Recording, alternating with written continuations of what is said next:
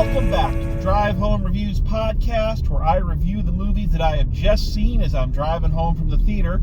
And welcome to part 2 of our 3-part end of the year wrap-up.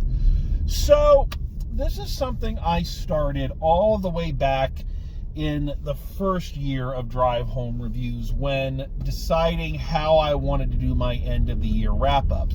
Because everybody, especially at the time when internet movie reviewers were very, very prominent, everybody did their, the 10 worst and the 10 best. Everybody does that. Music reviewers, video game reviewers, everybody. And I was all set to do that as well, but then I kind of thought about it and thought, I feel like just doing that, whittling it down to just, these are the absolute worst, but these 10 are the creme de la creme, that wasn't really creating an accurate picture of all the movies that I had seen over the course of the year. And the more I thought about it, the more I felt like there was an entire subsection that was being completely ignored. Now, back in the day, I called them my meh films. The kind of in-betweeners, the not good, the not bad, but the ones that still stuck out in my mind. And I've decided, though, since this is the first time back with this in 2 years, that this is a good time to rebrand this list. And we're taking away the meh, because that's kind of dismissive. It sounded funny when I first started, and maybe it was, but I think these films hold a little bit higher place than to just be neutral, These are the films that maybe they weren't the very best of the year.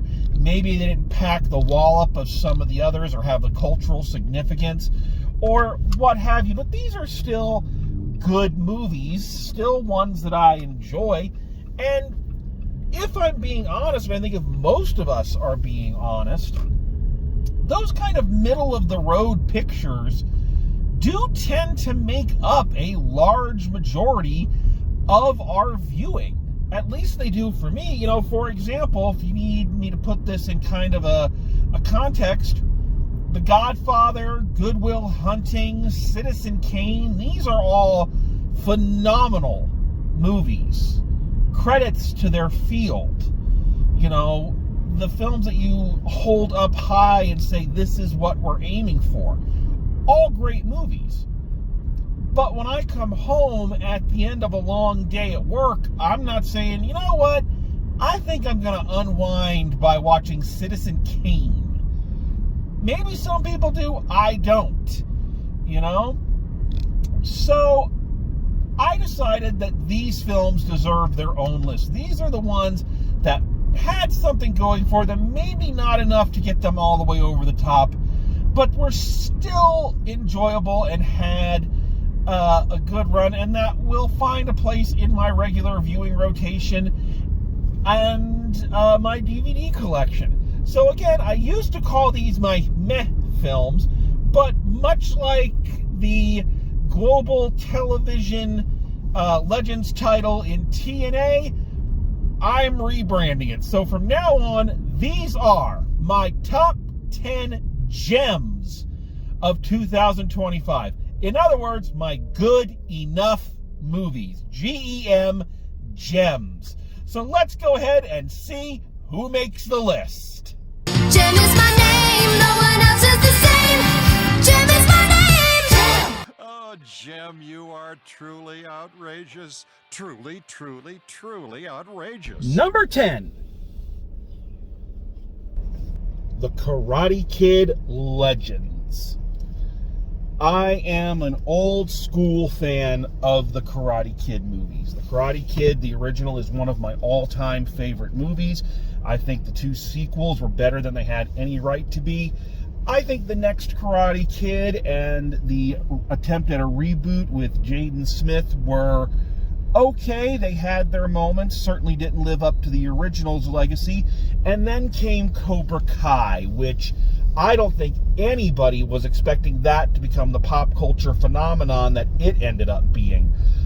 it just goes to show that great characters and a connection with the audience will take you a long way. And if you told me that in 2025 we were going to get yet another Karate Kid film attempting to carry this even further, I don't know if I would have believed you, but here we are. And how was it? Well, it's on this list, so that kind of tells you that it was okay, but not great. I think that if this series does want to continue on and it does want to have a future in films and other TV shows like they're talking about, then one of the things they're going to have to do is get away from the tired formula of, you know, kid moves somewhere, gets bullied, has to go into a fighting contest, and, you know, you can kind of trace it from there. And that's where this film kind of had its biggest problems. But where it had its big successes, they were very, very big.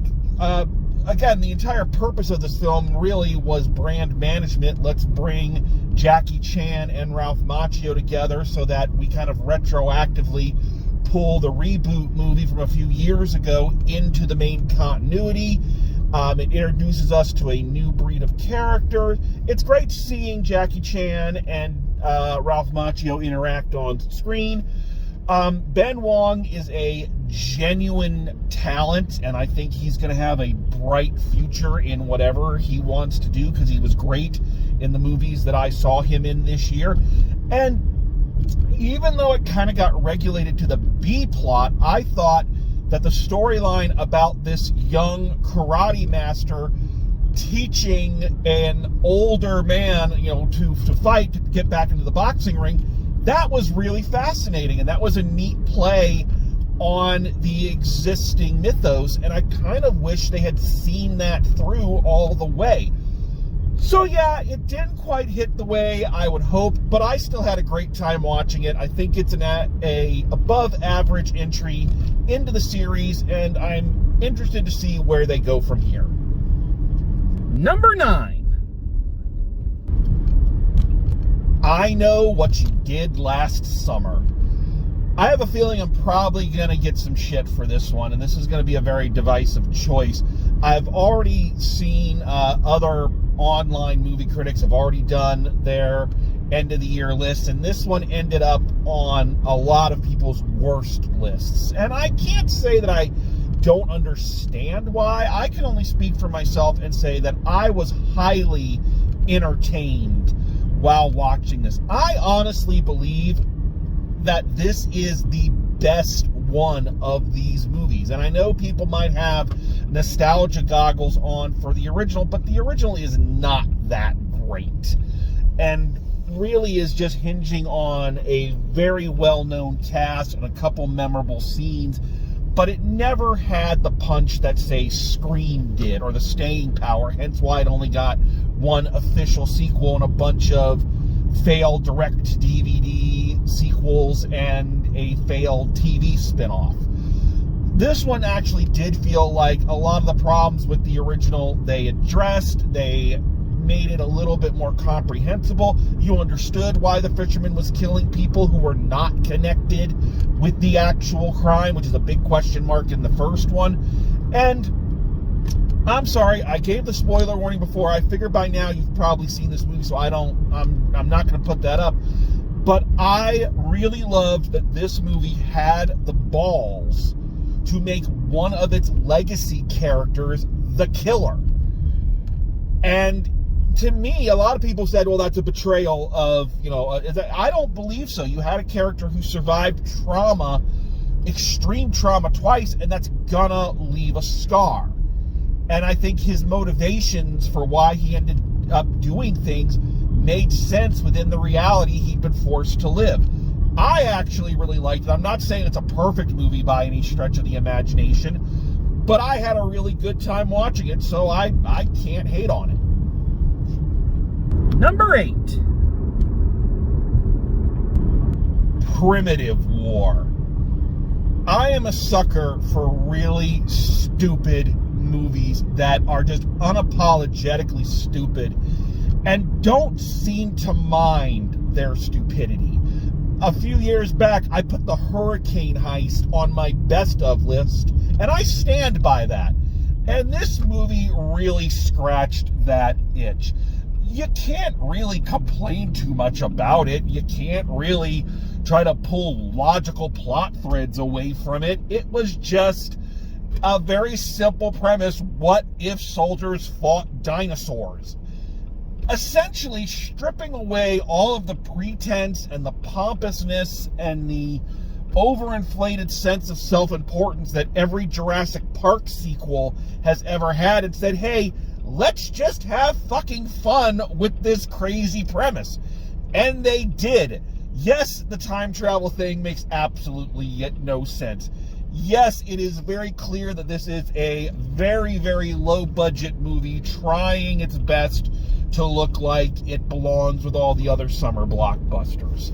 Yes to all of that, but can I deny that watching it, I wasn't having an absolute blast? No, I cannot. Not much more to say on this one. A lot of fun, and I enjoyed it. Number 7. Heart Eyes. Every so often, not all the time, but every so often, a movie comes along that I swear somebody has read my mind and given me exactly what I had always hoped for. I had always wanted to see a movie that was promoted as a rom-com, promoted as, a romantic comedy, but then it slowly turns into a horror movie. Because when you really think about it, some of the behavior of some of these characters in rom-coms are depicted as charming, but when you start to really look at them, they come across as fairly psychotic. Now, while this movie is not exactly that, it is in that same vein, and the idea of what if a slasher movie broke out in the middle of this romantic comedy? And the problem with a lot of movies like this is they won't commit to the idea. Remember, that was one of my big problems with Oh, What Fun, is that it felt like it was trying to straddle two sides of the road and couldn't pick one. But this one totally commits. And a lot of credit needs to be given to the director and our two stars, Olivia Holt and Mason Gooding, who are just so charming and work so well in this film that in the midst of this horrific slasher picture with some pretty gruesome kills, you are generally invested in their relationship, and you want to see it succeed, and you want to see them get together. You want to see it come out okay. And that takes dedication. And I think that's what this film really had. It committed to the bit. And I applaud that, and it helps me forgive a lot of its failings. It's very much in the vein of things like Ready or Not, which I also really enjoyed. I was, even though I'm not a huge horror movie fan, I do enjoy ones that understand the tongue-in-cheek nature of the genre and really, really fucking commit to it. Number 6. Regretting You.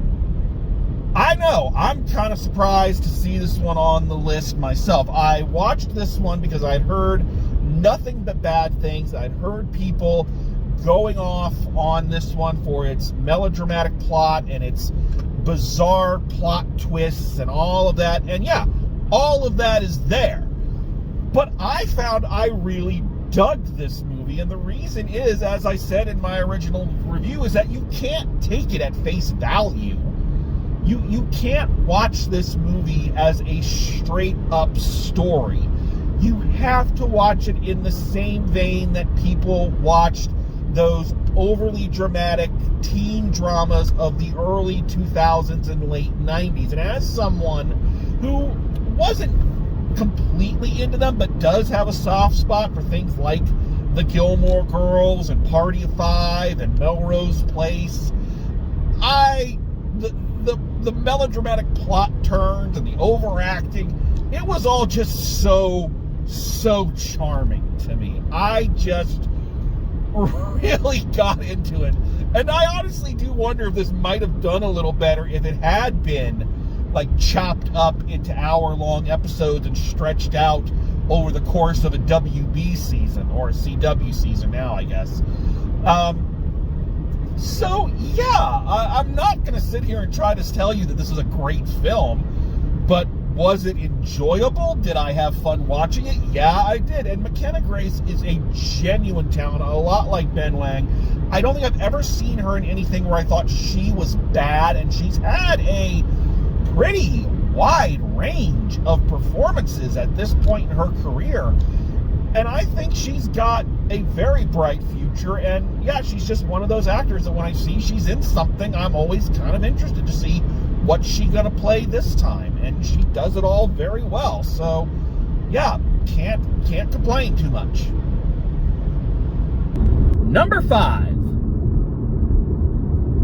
Wake Up Dead Man, a Knives Out mystery. I really don't know what to say about this one. I really don't. This is exactly what it advertises itself to be on the box. It's a Rainn Johnson, Daniel Craig, big supporting cast, Benoit Blanc mystery that is fascinating, entertaining, funny, challenging, and just delightful. Yeah, I think this movie, and I think maybe that's why it ends up at number 5, directly in the middle of these good enough movies, because it is like that perfect balance of good enough. It's not trying to be anything bigger than what it is. As a matter of fact, it's more scaled down than the previous entry.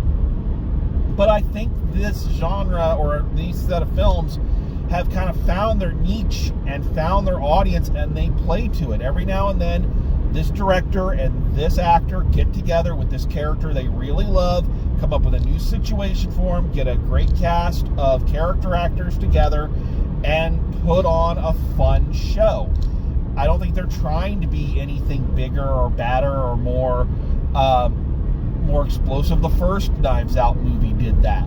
So I think they just try to see how many interesting locations and crazy mysteries and wacky group of supporting characters they can get to surround him, and see how Benoit Blanc interacts. And this movie is exactly that. It's everything I was hoping it would be, and yeah, it is the perfect example of a number 5 on a good enough movies list.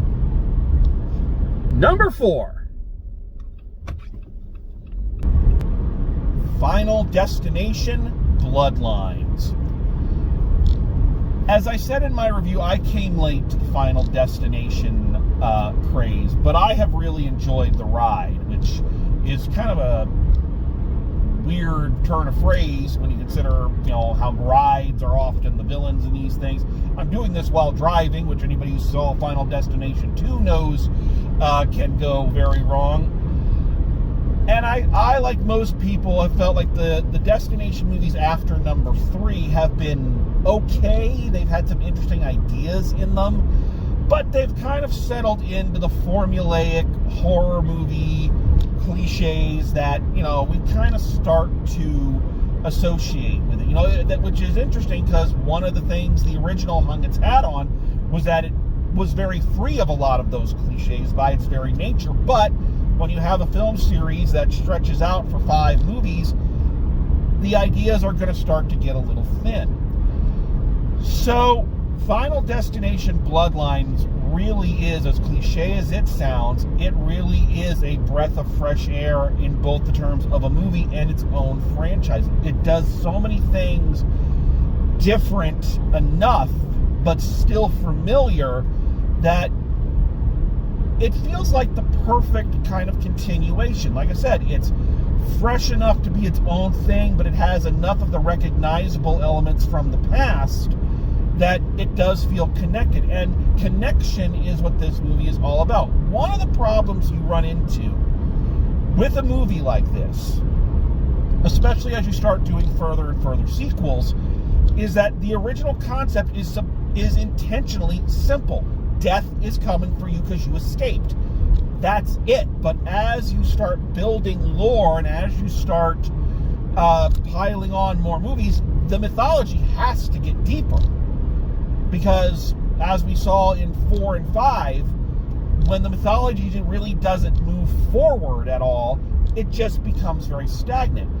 But the problem is then trying to come up with an idea that links everything together and gives explanations to questions that people have had for a real long time, that becomes more problematic, and especially when a series has gone on for a while and fans have already established their own theories and have their own preferences for how they think things should play out, trying to actually do that in canon becomes very, very difficult. Talk to the Star Wars franchise about that. But I think this film did it really brilliantly by finding a way to connect the plots of all of the past movies to one major event, and yet they still left it ambiguous enough that it connects things, but it doesn't necessarily explain everything, and it raises new questions and adds new things that could be taken into future films, which I understand they are. And of course, I'd be remiss to say that, of course, one of the things that makes this movie so memorable is it is the final on-screen appearance of the great Tony Todd, who really came in, put a beautiful bow on his character from all of these movies. Again, they give us our backstory on him, which is very difficult because a lot of people have had their thoughts on it. And yeah, it was just a great moment, and one that in the middle of this bloodbath, this kind of fun time popcorn movie, you have this really poignant and beautiful farewell to a great, great actor. It's, that's craftsmanship and that's talent from everyone involved. So yeah, this movie really deserves to be on this list, and here's to you, Mr. Todd. Thank you for everything. Number 3, Predator Badlands. I have gone on record way back in the day, and I've mentioned this before, that I declared the Predator franchise dead. That it was jogging in place, and nobody had really done a satisfactory sequel. Nobody had really tapped into anything interesting, and that it was just time to let the series die. And I've said it when I watched Prey, I said it when I watched another movie we'll talk about later, and I say it after watching this film. I am always happy when I am proven wrong in such an amazing fashion. Predator Badlands is not the best of the recent generation of Predator movies. It wasn't even the best Predator movie that was out this year. But what it was fun and entertaining and new and fresh and everything that I have been wanting the Predator series to do for years. But they were so stuck in this mentality of just keep remaking the first or keep trying to recapture the energy of the first that nobody seemed to want to move forward. Well, thank God Dan Trachtenberg has got a hold of this franchise and seems to be riding it for as long as he can. And I'm all good with it because he has done nothing but good for this franchise. I love that this is an interesting new take. I love that for the first time we have a Predator as our main character. I love that it's kind of a weird buddy movie between him and his fanning android. Yeah, everything in this movie that you would think a fanboy would kind of go off on, and some of them have, I ended up really loving about it and thinking this is kind of what this franchise has needed, is a swift kick in its ass and saying, if you have this big of a toy box to play with, why do you keep only playing with these couple over here? So again, it is what it is. It's a fun popcorn movie action alien film. I had a great time watching it. I'm sure and I know a lot of other people did. So I'm always fascinated to see what Dan Trachtenberg comes up with next. Number 2. And for the first time ever, we have a 3-way tie between The Naked Gun, Fuck 'Em All, and Spinal Tap 2, The End Continues. as I said earlier, sometimes something happens where I just wonder, are film studios reading my mind? Are people who matter listening to these weird little ramblings I do and going, hey, that guy might actually have an idea? Because man, oh man, have I missed great parodies. Have I missed the spoof as a film genre, and this year it came back so strong. I put these three movies in one category. They're sharing the same space because I feel kind of exactly the same about all three of them. They're all fun, they're all good. None of them are the creme de la creme of their particular franchise or of their particular genre, but they show that this kind of comedy still matters and can still be done and still be good. And I think we forget that from time to time when there have not been as many positive examples for a long while. And this year we got three. I was terrified when they said they were remaking The Naked Gun because, like with The Karate Kid, The Naked Gun is one of my all-time favorite movies, and that series of films is so iconic. Leslie Nielsen's performance is not to be outmatched. But, again, they didn't overshadow it, but they added to it. They added to this franchise and made it something wonderful. They gave Liam Neeson's Frank Drebin a similar but different take on the material, with Leslie Nielsen kind of being an old school police procedural cop, kind of like a Joe Friday, whereas Liam Neeson's is kind of that archetype of the loose cannon cop that he's played so many times. Pamela Anderson, holy crap! This is another person I owe a huge apology to. I, like so many, thought she couldn't act because we were judging her solely from Baywatch, and she has come back this year and said, no, I can act and I can do a lot of different things, and she's fantastic. Her and Liam Neeson have great chemistry. I don't feel the film made the most of its premise in some cases, but I'll be damned if I still didn't laugh my ass off at it. Fuck 'em All is the only one of these that isn't connected to a larger franchise. It's trying to be its own thing, its own standalone parody, and it does a fantastic job. It avoids so many of the pitfalls of previous incarnations that just kind of rely on shock humor or gross out jokes, or that old flaw of telling people they're stupid for liking the thing you're making fun of. And this one understood that a good parody has so many different jokes, and you have to actually take time and craft it, and that you have to actually have an affection for the thing that you are making fun of. And this movie checks all the boxes. The best parody ever?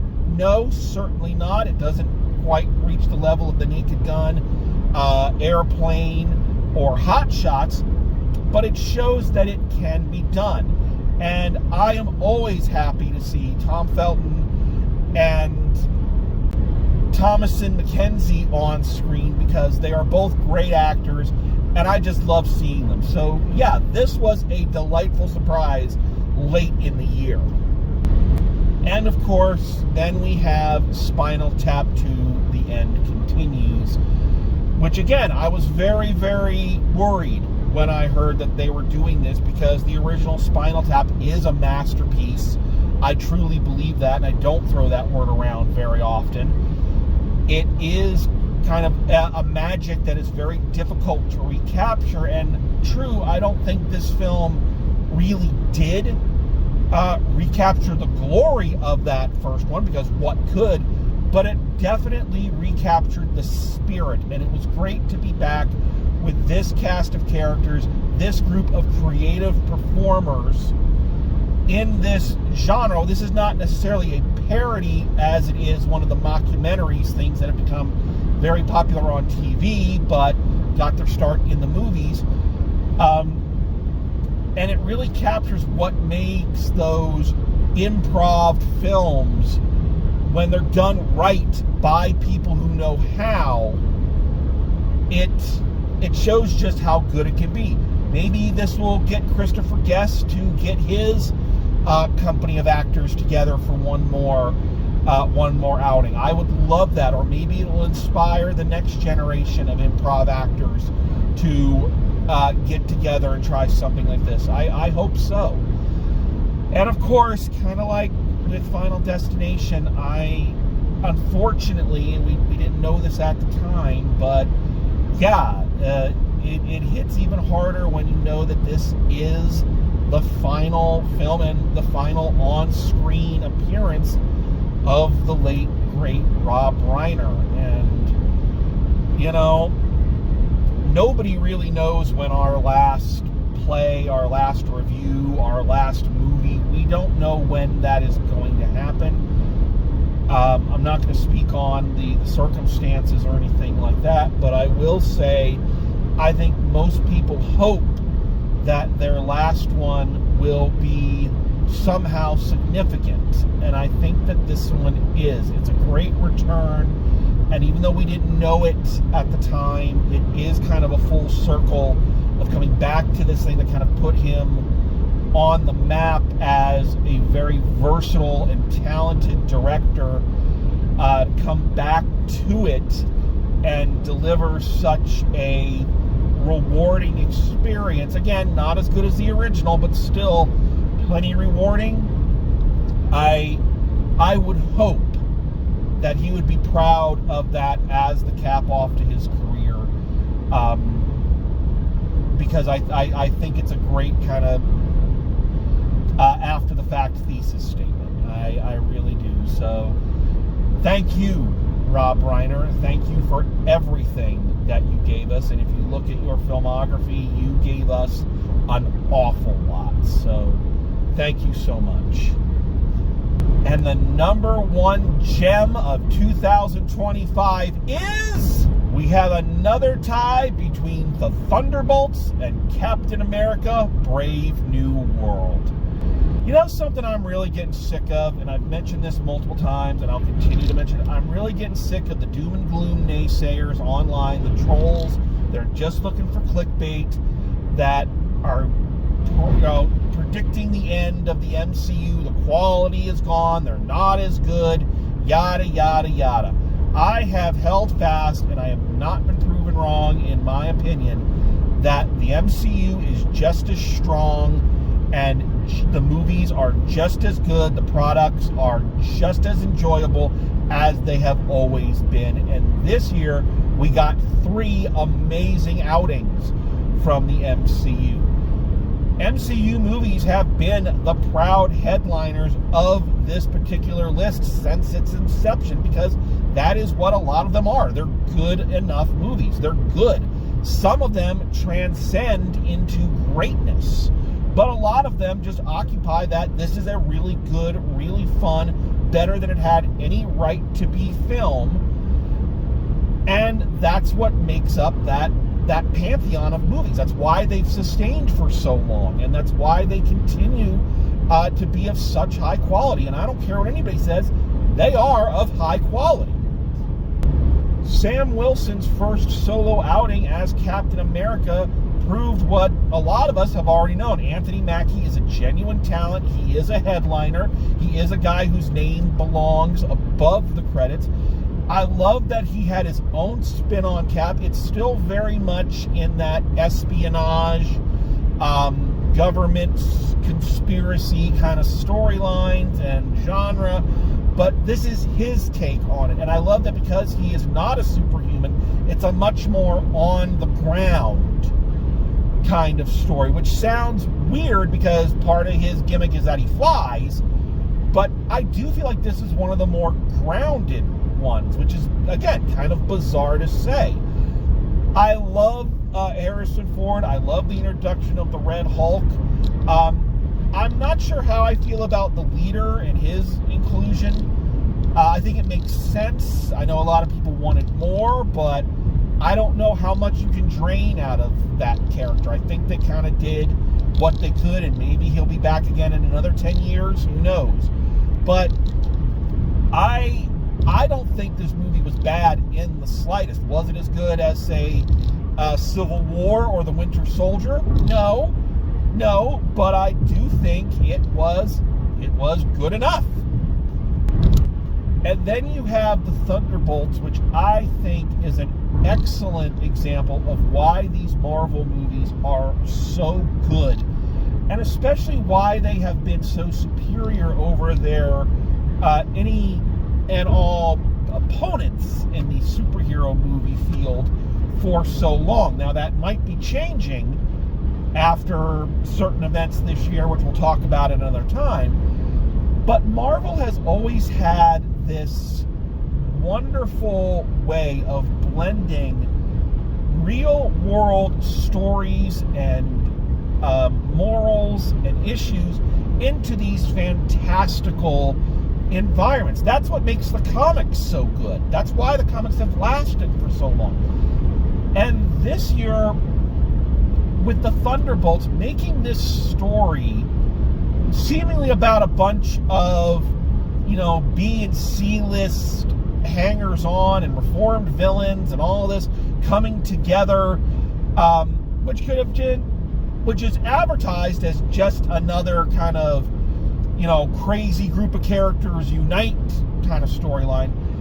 And to actually sneak in the fact that it's really about the struggles of things like depression and bipolar disorder, and representing those in such a unique and yet such an understandable way. One of the things that I think highlights this is if you go online and you watch reaction videos, which I really do like watching reaction videos to certain movies, and to see how many people just break down in tears at the group hug that saved the world because they connected with what it meant, or the people who have and do suffer from some of these afflictions, basically saying, yeah, that is exactly what it feels like, which is amazing because these are very abstract concepts that are hard to represent visually, and as many lesser films have tried to do and failed. But this movie found a way, and I think an audience connected with it. That's always been Marvel's one of their greatest strengths, especially in the MCU. And yeah, this film, I think, deserves that place. So again, neither one of these, I think, is elevated to the top shelf of MCU output, but they are definitely welcome additions to that pantheon, that long-running narrative, and the wonderful characters that this series has introduced over the past, 20 years now? So yeah, that's why these are truly gems. Okay, so there we have it. So those are my top, not so much 10, top 15? Is that what I ended up, 14 or 15 movies? But again, my list, my rules. But there they are. There are the top gems of 2025, and I really do like the new branding for this list. Puts them a little bit on a higher plane. But as you can probably tell, we are nearing the end of our end of the year countdowns, and it's finally time. Yes, we have talked about the worst. We've talked about the rest. When next we meet, we will discuss the best. Coming up next time, the best movies of 2025. So I look forward to sharing that list with you. I'm very excited about it. I look forward to it. I hope you all are doing well. Stay warm, stay safe, and as always, drive safe, and I will see you at the movies.